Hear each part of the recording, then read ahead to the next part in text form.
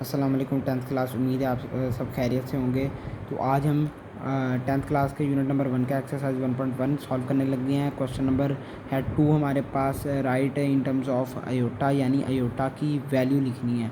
अब अयोटा की वैल्यू सबसे पहले जान लेते हैं। अयोटा की वैल्यू हमारे पास √-1 होती है, तो हमने यही यानी अयोटा की वैल्यू डालनी है। तो हमारे पास सीधा -1 तो नहीं दिया गया, इसलिए हम बनाएंगे। मैंने पहले सॉल्व करके रख लिया। 2 प्लस यानी 2 वैसे का वैसे ही, 2 को नहीं छेड़ना, प्लस वैसे का वैसे ही, जो साइन होगा वो वैसे का वैसे ही, और √-1 मल्टीप्लाई बाय 4 यानी लिख सकते हैं ना -1 मल्टीप्लाई बाय 4। यानी ये जो है 4 को किसी चीज़ से मल्टीप्लाई, 1 को किसी भी चीज़ से मल्टीप्लाई करें तो वही आंसर आएगा। तो बस -1 मल्टीप्लाई बाय 4 कर दिया। तो उसके बाद 2 प्लस -1 यानी ये इन दोनों के अलहदा हो गए। उसके बाद अंडर रूट अलहदा किया तो हमारे पास खुद ही जो है पावर भी आ जाएगी, यानी -1 इज इक्वल टू अयोटा। तो ये अयोटा की वैल्यू आ गई, अयोटा मल्टीप्लाई बाय 4। तो ये क्या कहते हैं, हमारे पास आंसर आ गया 2 प्लस, यानी इस 2 को हमने बिल्कुल नहीं छेड़ा, बस इन वाली वैल्यूज़ के अंदर ही वो किया। और वो भी बहुत आसान था, क्योंकि हमने -1 हमें पहले से ही पता है कि हमने निकालना है, क्योंकि उसने क्वेश्चन में बता दिया कि अयोटा की जो है वैल्यू निकालो, यानी अयोटा की जो वैल्यू निकलती है -1 इज इक्वल टू अयोटा। तो हमें तो ये पहले से ही पता था।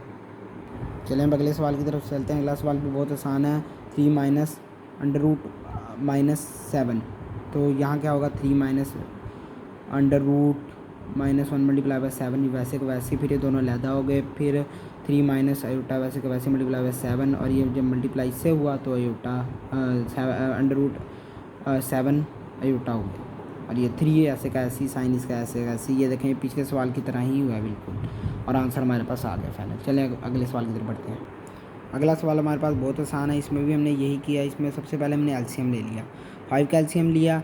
तो वही बात होगी कि जो है ऊपर वही चीज़ें रहेंगी, क्योंकि दोनों 5 से कैंसिल होते रहे।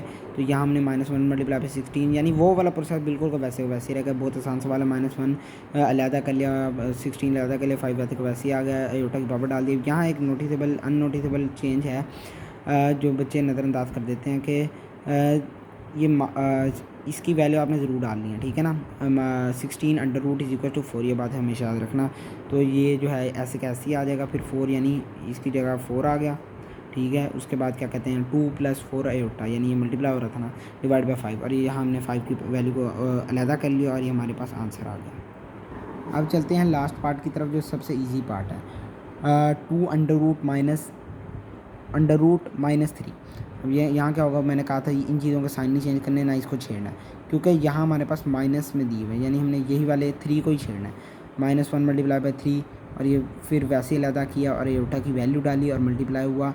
तो 2 under root -3 under root iota, यानी मल्टीप्लाई हो गया ना इससे, तो ये आंसर आ गया। और यहाँ हमारा क्वेश्चन नंबर 2 भी क्या है, कंप्लीट हो जाता है। तो अगर आपको हमारे अगले क्वेश्चन नंबर 3 का फुल सोल्यूशन चाहिए तो कमेंट डाउन कर दें।